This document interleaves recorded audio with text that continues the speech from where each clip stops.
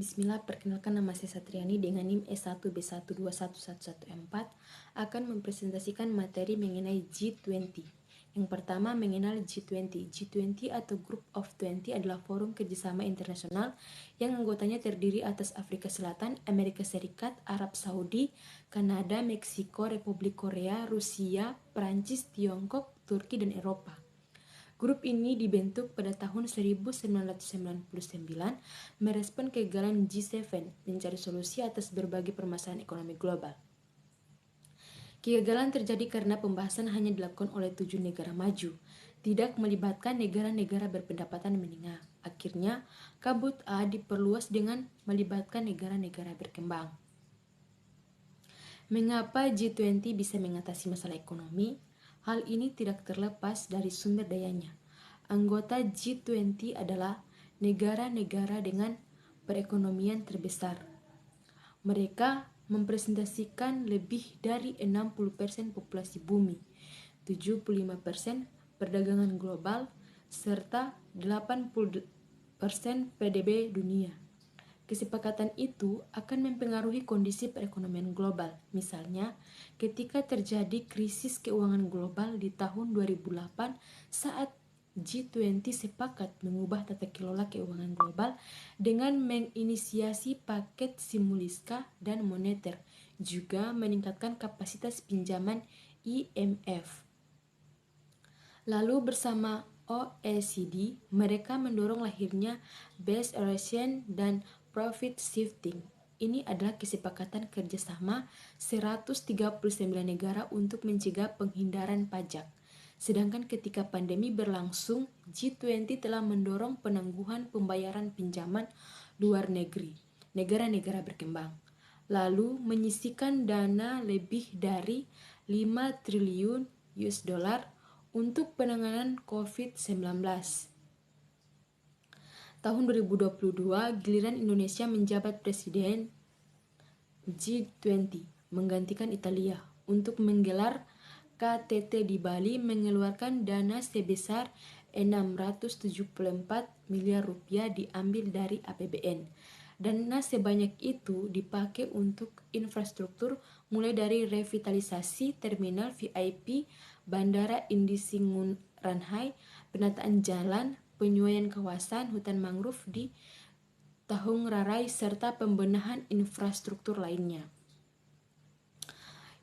Yang kedua yaitu tantangan KTT G20 2022. KTT berlangsung dalam bayang-bayang masalah besar diantaranya imbas perang Rusia dan Ukraina pada sektor energi dan pangan global, kemudian mengeluarkan aspek fiskal dan moneter.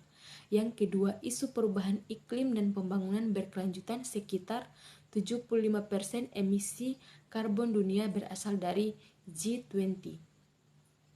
10 emisi gas rumah kaca penyebab pemanasan global terbesar adalah anggota G20. Ketiga, tentunya akses pandemi 19 sebagai presidensi Indonesia lalu menetapkan tema KTT Recover Together, Recover Stronger. Indonesia mengajak masyarakat dunia bahu-membahu saling mendukung untuk pulih bersama serta tumbuh lebih kuat dan berkelanjutan pasca pandemi. Sedangkan isu yang dibahas meliputi arsitektur kesehatan global, transformasi ekonomi berbasis digital, dan transisi menuju energi baru dan terbarukan. Isu arsitektur kesehatan global dibahas untuk mempercepat penanganan pandemi COVID-19. Transformasi ekonomi digital dibahas untuk menyikapi pesatnya perkembangan digitalisasi. Sedangkan transisi energi baru dan terbarukan dibahas untuk mendapatkan hasil konkret bagi masa depan yang berkelanjutan, hijau, dan mampu menangani perubahan iklim. KTT G20 Bali diselenggarakan pada 15 dan 16 November 2022 menghasilkan sejumlah kesepakatan yang dihimpun dan dalam rilis deklarasi. Yang ketiga, dampak KTT G20 bagi Indonesia. Bagi Indonesia, KTT ini banyak memberikan manfaat langsung, baik secara politik, ekonomi, maupun budaya. Secara ekonomi telah diperoleh kontribusi pada PDB Indonesia senilai 533 juta US dollar. Event internasional ini juga meningkatkan konsumsi domestik hingga 1,7 triliun rupiah. Singkatnya, pencapaian yang kita peroleh dari presidensi G20 tahun ini harus kita dudukan sebagai launching impact atau landasan luncuran bagi bisnis kita. Seluruh kesepakatan-kesepakatan itu, walaupun tidak melibatkan bisnis kita secara langsung, namun niatkan pasti akan sampai ke kita. Mereka yang bisa membaca niat-niat itu lebih awal dan merespon dengan tepat akan diuntungkan dalam jangka panjang. Maka coba lihat kembali poin-poin kesepakatan yang terjalin saat G20 maupun B20 tahun ini. Mana di antara itu yang relevan dengan industri Anda?